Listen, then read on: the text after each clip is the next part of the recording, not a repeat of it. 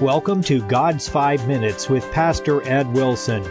Reach him at GodsFiveMinutes@gmail.com.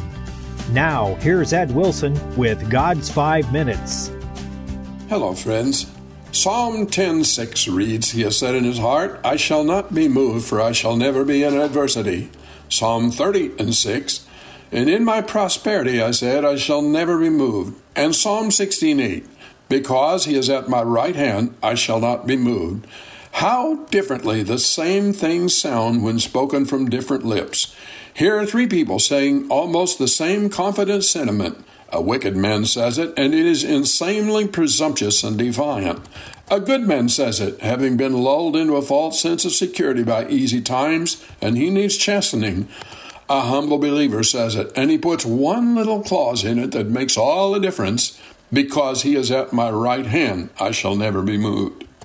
The wicked man said a good many wrong things in his heart, but the unspoken assumptions are the really important ones. This wicked man had two active beliefs. As for all his enemies, he puffeth at them. He has said in his heart, I shall not be moved. The other is, he has said in his heart, God hath forgotten. He hideth his face. He will never see it. You see, the only explanation of a godless life, unless a man is an idiot, is that there lie beneath it, guiding and shaping it, one or both of these two thoughts.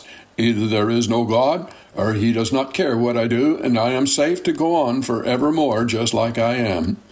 We humans have the awful power to somehow ignore unwelcome facts and proceed blithely paddling our canoe along the river of life just as if we could not hear the thunder of the waterfall just ahead. The good sleeping man, half secure, smug, safe in his warm cocoon, is apt to forget the horde of enemies David saw surrounding his table prepared in the presence of his enemies, and at which he was only safe because the Lord sat at the table with him. When our own lives are, for a time, untroubled by severe deprivation, it is easy to overlook the widow and the fatherless, to become complacent about attendance to religious duties. How many people have pledged to the Lord, get me out of this in adversity, and I will be in church every time the doors are open, only to soon fall into somnolent spiritual drowsiness when the crisis is past. We all need the mercies that are new every morning. Even good people can fail. We're only kept by the power and favor of God. David showed us the right balance, the holy way to say those words with a verse from the 16th Psalm, "Because he is at my right hand, I shall not be moved." The man who has got God by the hand does not have to fear either the tempests or delights that life will hold. With God as guide, companion, and defense, the very same life experiences that prove one person's inner attitude to be insane and another's the overconfidence of arrogance become the tools the divine hand uses to build and modify the character of his sons. It is neither insanity nor arrogance for the Christian to look enemies in the face and courageously say, "Yea, though I walk through the valley of the shadow of death, I will fear no evil, for thou art with me." Along our Christian journey, outward things come and go. Life has stages, and it is impossible to halt time in its inexorable passage, as it shifts from one to another. Childhood passes into youth, and finally adulthood. Careers open up, are met. Family develops. Children grow up and leave home. The later years descend upon us as our bodies lose their powers.